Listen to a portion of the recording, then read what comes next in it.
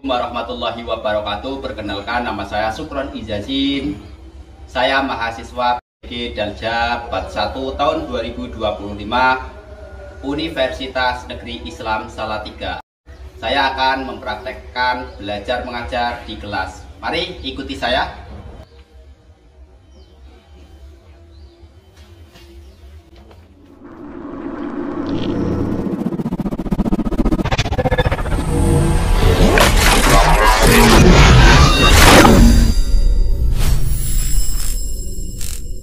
Assalamualaikum, apa kabar? Baik. Assalamualaikum, apa kabar? Baik. Assalamualaikum. Waalaikumsalam. Assalamualaikum, apa kabar? Baik. Anak-anak, bagaimana kabar kalian hari ini? Alhamdulillah. Sehat, semangat, luar biasa. Apakah kalian sudah siap menerima pelajaran hari ini? Iya. Tepuk semangat.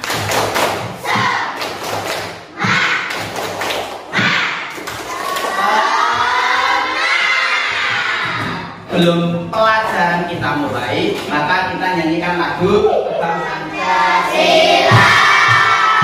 Aku pendukungmu, patriot proklamasi, setia berkorban untukmu. Pancasila dasar negara, rakyat firmanmu sanubasa, pribadi bangsaku. Ayo maju, maju, ayo maju, maju, ayo maju, maju. Siap, mau belajar.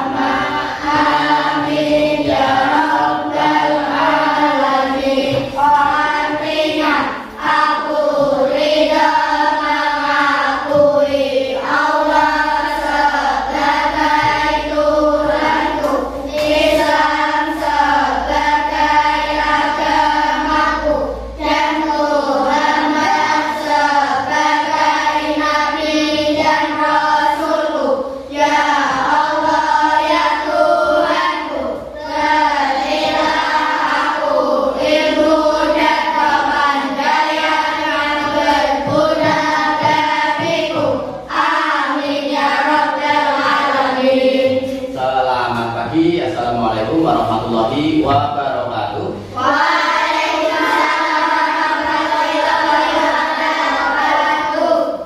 Baik, sebelum pelajaran kita mulai, aku akan mengabsen kalian terlebih dahulu. Dapat, coba kamu berdiri. Coba kamu lihat sekeliling kamu, apakah ada teman kamu yang tidak masuk hari ini? Masuk semua. Oh iya, terima kasih, silakan duduk kembali. Hari ini tidak ada yang absen ya, tidak ada yang tidak masuk sekolah. Sekarang kita mulai pelajarannya. Sebelum pelajaran kita mulai, kalian boleh keluarkan buku tulis serta buku LKS kalian di atas meja. Baik, kisah Nabi Muhammad SAW membangun kota Madinah. Sebelum kita lanjutkan materi hari ini, materi yang telah diberikan Pak Guru kemarin, apakah kalian masih ingat materi apa yang Pak Guru sampaikan kepada kalian? Yaitu tentang sholat apa saja kemarin? Sholat Jumat, sholat. Apakah kalian mengerti kapan waktunya dilaksanakan sholat-sholat tersebut? Yang pertama, sholat Jumat itu dilaksanakan pada waktu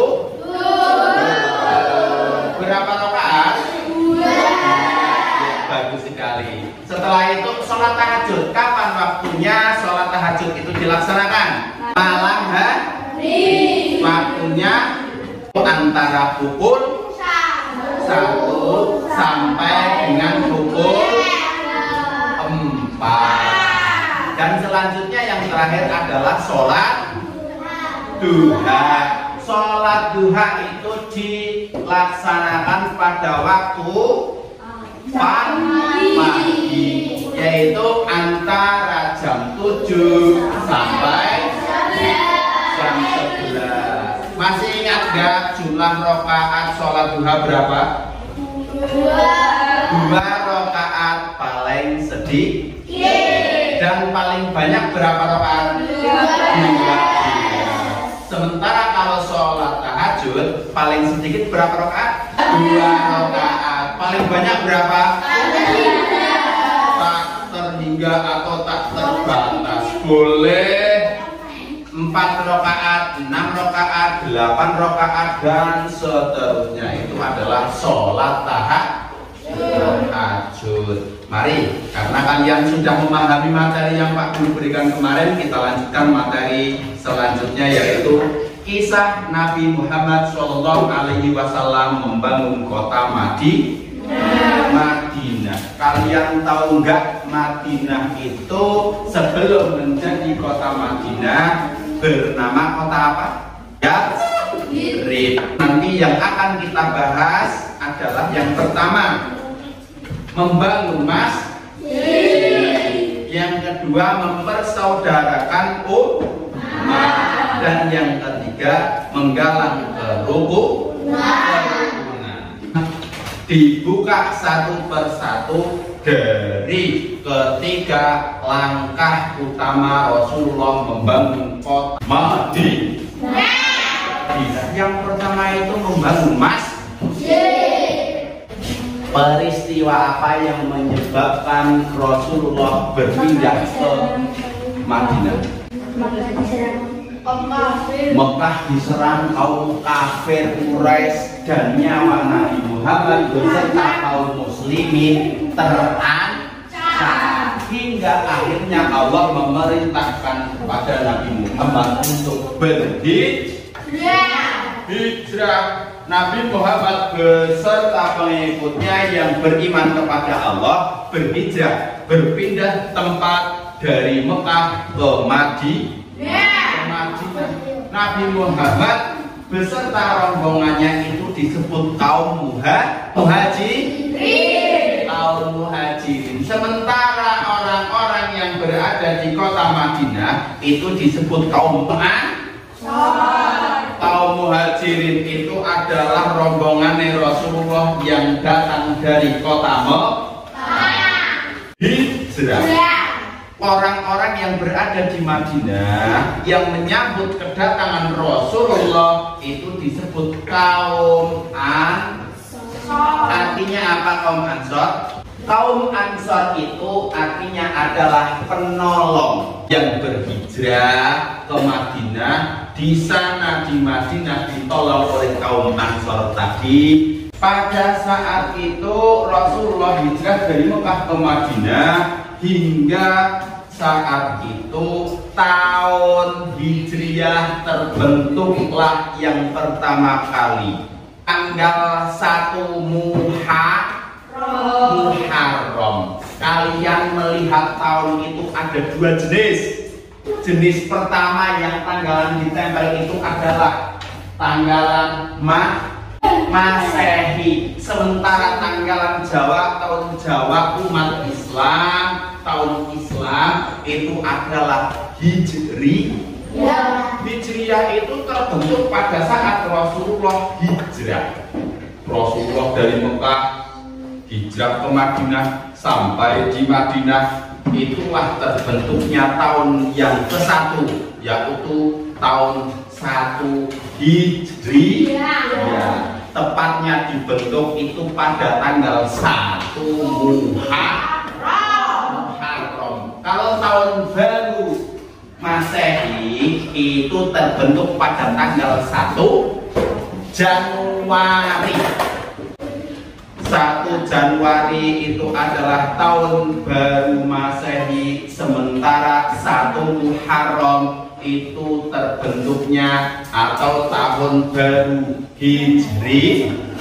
Jadi awal mula terbentuk tahun Hijriah itu di situ setelah selesai Rasulullah melaksanakan hijrah.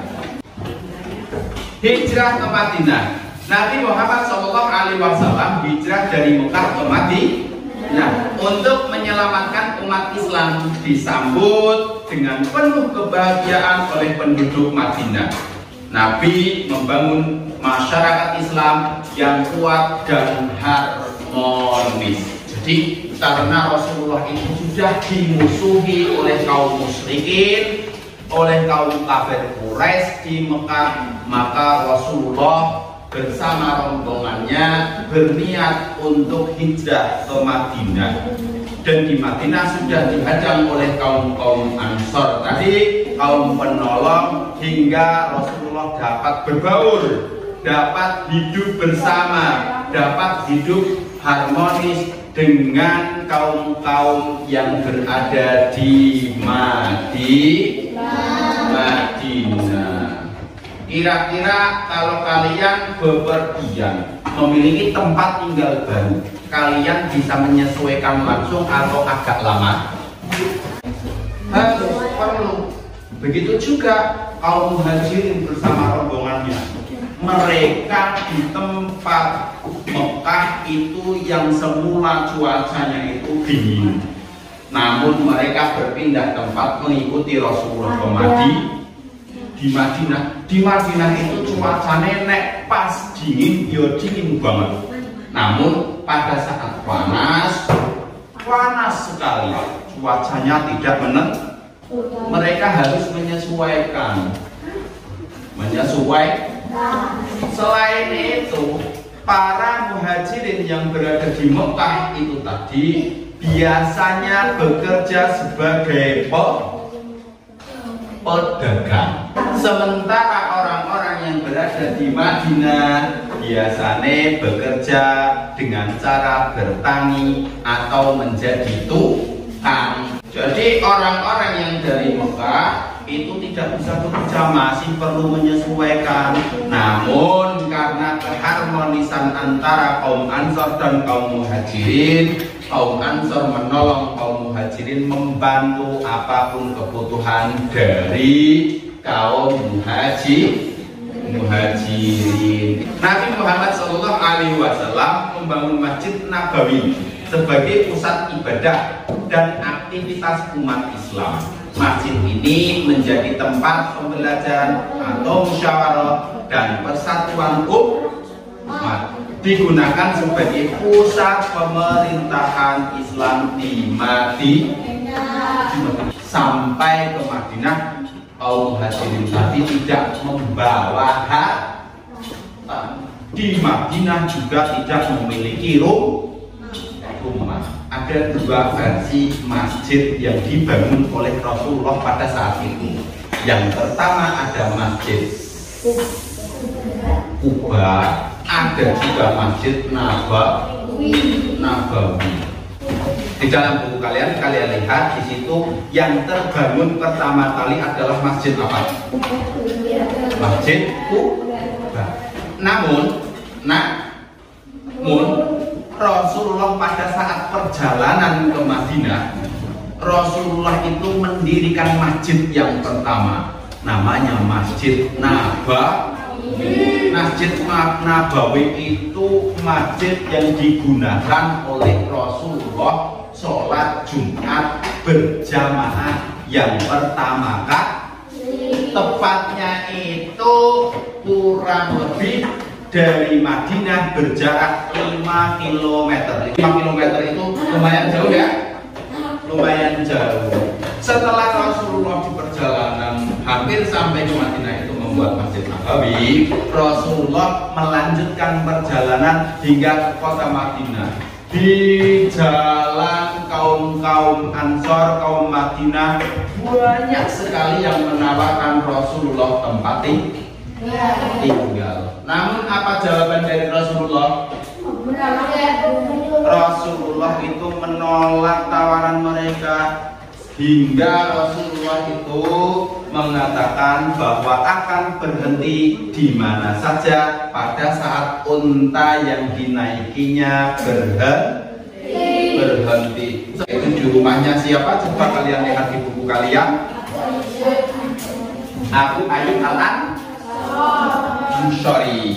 Abu Ayyub Al-Ansari. Unta Nabi Muhammad SAW berhenti dan berlutut.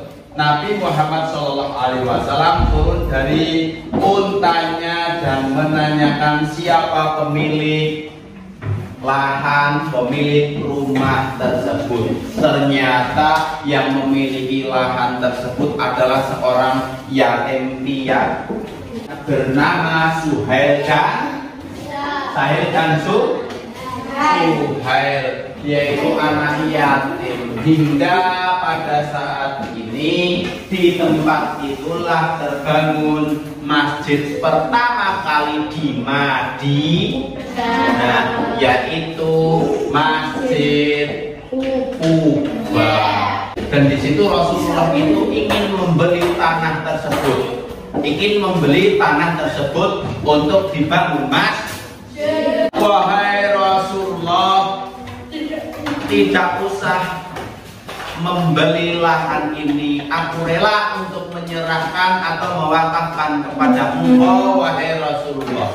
Hingga akhirnya tanah tersebut kebeli oleh Rasulullah dengan seharga 10 dinar. Pada saat itu Rasulullah beserta rombongannya dibantu juga kaum Ansor membangun Masjid Quba. Yang dibangun Rasulullah yaitu bertempat di lahan kosong yang berisi pohon kurma, dan di dalam lahan tersebut terdapat kuburan tua yaitu milik musyrikin. Hingga saat itu Rasulullah memerintahkan kepada umatnya bahwa untuk menebang pohon kurma tersebut, kayunya digunakan fondasi masjid dan daun dari pohon kurma tersebut digunakan sebagai atapnya. Masih beralaskan tanah, beratapkan daun kurma. Kita lanjut kembali. Mempersaudarakan umat, karena Rasulullah itu hijrahnya ke Madinah, dan di Madinah itu banyak sekali bangsa, suku, ras, agama. Perbedaannya itu banyak sekali. Namun Rasulullah itu tetap melaksanakan atau menjalin ukhuwah persaudaraan agar antara kaum muhajirin dan kaum ansor itu memiliki tali persaudaraan. Bagaimana Nabi Muhammad mempersaudarakan kaum muhajirin, kaum pendatang dari Mekah, dan kaum ansor penduduk Madinah? Mereka saling membantu dalam kehidupan sosial dan ekonomi, membangun kebersamaan dan persaudaraan dalam Islam. Seperti itu. Jadi Rasulullah itu mempersaudarakan kaum muhajirin dan kaum ansor, tujuannya agar mereka itu saling tolong menolong dalam bidang ekonomi atau dalam bidang apapun. Karena penduduk yang hijrah dari Mekah itu memiliki kemampuan dalam berdagang, sementara yang berada di Mekah memiliki kemampuan dalam bertani ataupun bertukang. Umar bin Khattab dengan Utsman bin Malik, Utsman bin Affan dengan Aus bin Sabit, Talhah bin Abdil dengan Ka'ab bin Malik. Jadi orang-orang kaum Mekah dipersaudarakan dengan kaum muhajirin. Pegangan kerukunan. Nabi Muhammad SAW membuat perjanjian yang disebut Piagam Madinah. Isi perjanjian Madinah. Perjanjian yang disebut Piagam Madinah piagam ini mengatur hak dan kewajiban antara umat Islam dan non-Muslim di Madinah, menciptakan kedamaian, toleransi, dan keadilan dalam masyarakat. Yang pertama, kaum Yahudi bersama kaum Muslimin wajib turut serta dalam peperangan. Yang kedua, kaum Yahudi dari Bani Auf diperlakukan sama kaum Muslimin. Tidak ada hak istimewa, diperlakukan semuanya sama. Yang ketiga, kaum Yahudi tetap dengan agama Yahudi mereka, dan demikian pula dengan kaum Muslimin. Agamamu untukmu, agamaku juga untukku. Kaum Yahudi dari semua suku dan kabilah di Madinah diperlakukan sama dengan kaum Yahudi Bani Auf. Pengembangan ekonomi Islam mendorong umat Islam untuk berdagang dan bekerja keras, membantu kaum miskin melalui zakat dan sedekah, membentuk pasar yang jujur dan adil bagi semua penduduk. Zakat itu dibagi menjadi berapa? Zakat fitrah dan zakat mal. Zakat mal itu berupa harta yang kita miliki atau profesi yang kita lakukan. Halo.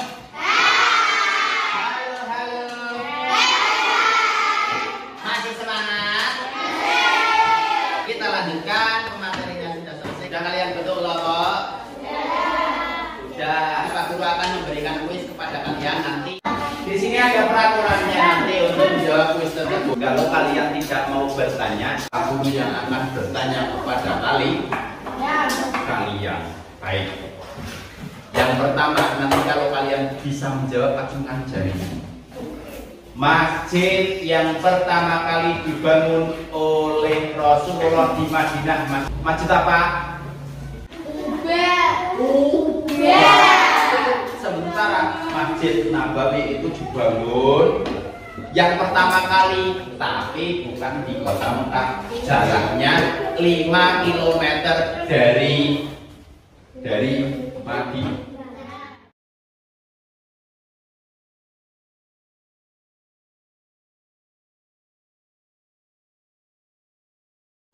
Ya. Oke, yang mana tadi? Membaca karangan Muhajirin, benar atau salah kita lihat. Ya. Kita harus lagi kira-kira pertanyaannya bagaimana, sulit ataukah tidak? Pembinaan dalam bidang sosial Nabi Muhammad SAW menekankan persaudaraan antara tidak. Coba kamu jawab. Pak Muhajirin dan Ansor waduh, enggak lagi. Sekali kita spin lagi yang selanjutnya. Soal berikutnya sudah mendapatkan poin tuh. Kita lihat penduduk Madinah. Penduduk Madinah beragama Islam, Yahudi dan Muslim. Karena itu Rasulullah bangun. Apa coba? Kita lihat persaudaraan. Yang benar adalah kerukunan. Terima kasih pada bapak atas tangannya. Kelompok 4 mendapatkan poin 9 kurangi 2, hanya itu tuh. Kelompok 4 ulangan kami belum selesai, kita lanjutkan lagi. Kita lanjutkan lagi kuis berikutnya. Yo, ya.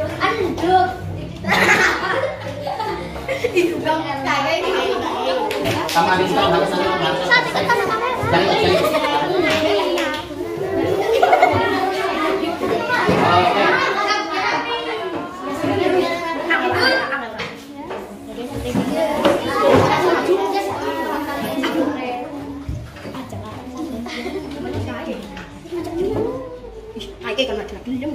Ya, benar atau salah?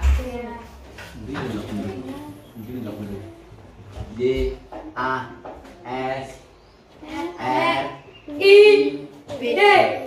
Poinnya tadi sudah 12 ya. Ya, Dun. Kamu lagi nanti. Nanti juga. Ini juga. Jadi bagus sekali. Ya nanti. Muhajirin, kira-kira benar atau salah? M U H A J I R I N. Enggak benar. Yang lain maju dari kelompok 4.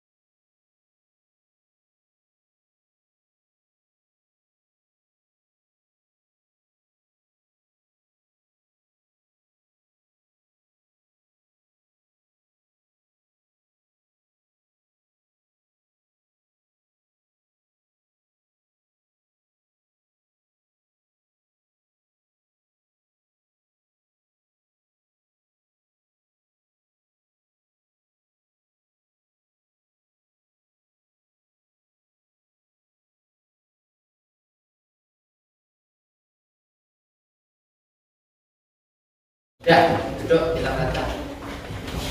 Baik anak-anak, pelajaran kita hari ini telah selesai. Terima kasih sudah bersama kita belajar dalam pertemuan kali ini yang berjudul apa?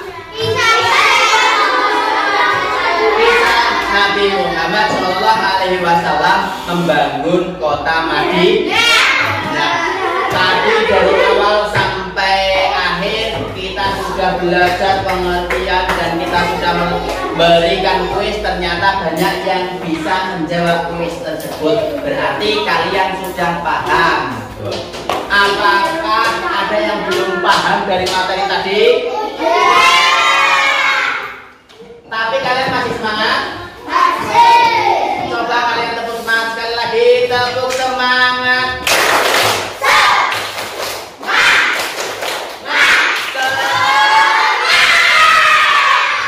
Terima kasih anak-anak. Setelah ini kalian selesai dan boleh istirahat dari Pak Guru. Billahi taufiq wal hidayah. Wassalamualaikum